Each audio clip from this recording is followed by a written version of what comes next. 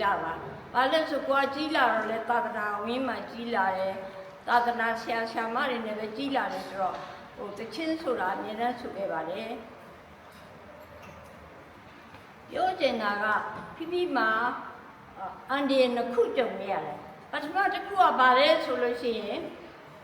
အသက်50ကျော်မှာကားမှောက်တာမန္တလေးကနေပြီးတော့ပြည်ဦးကိုတက်လာတော့ကားမှောက်တယ်ကားမှောက်တဲ့အချိန်မှာအဲ့မိသားစုတွေနဲ့လိုက်လာတော့တခြားမိတ်ဆွေတွေအဖော်တွေလည်းပါတယ်အဲ့ဒီကားမှောက်တဲ့အချိန်မှာဖိကလွင့်စင်ပြီးအောက်ပြုတ်ကျသွားတယ်အဲ့ပိုင်ရှင်ရဲ့ကလေးလေး3ယောက်ရဲ့ဖိကတော့ဘာမှမဖြစ်ဘူးဒါပေမဲ့လည်းအဲ့ဒီကားဒီမှာပါလာတဲ့မိတ်ဆွေတွေကတချို့ကဟိုမှန်ရှာတာတို့ဘာတို့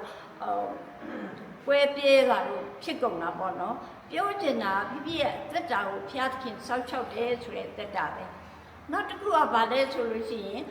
ဖိအသက်60မှာဒီဖြတ်သွားတယ်အဲ့ဒီဖြတ်တာကိုဘီပီကဘယ်လောက်လဲဆိုလို့ရှိရင်270အဲ့လိုမျိုး BP ဆိုတာ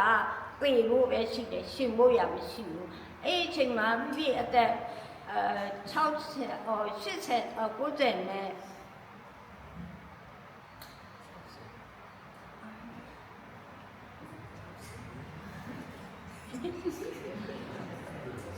မေ့တယ်ဖိကတော်တော်မေ့နေပြီအခုအဲ့ဒီလေဖြတ်တာဖိအသက်60ဟုတ်တယ်အသက်60ကျော်မှနေဖြတ်သွားတယ်စကားလည်းမပြောနိုင်ဘူးလားလည်းမလျှောက်နိုင်ဘူးဒါပေမဲ့လည်း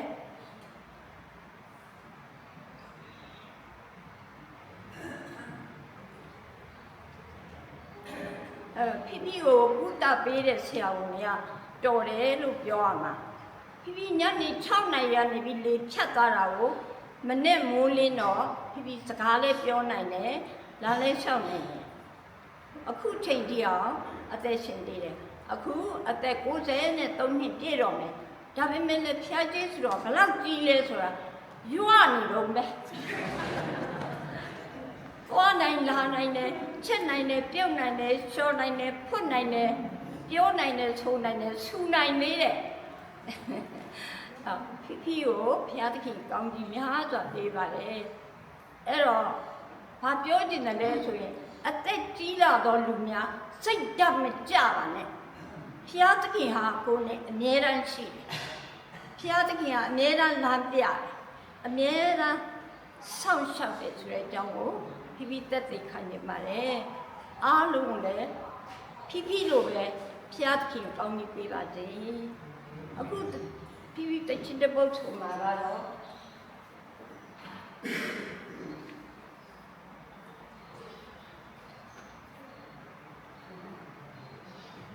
I would be true တဲ့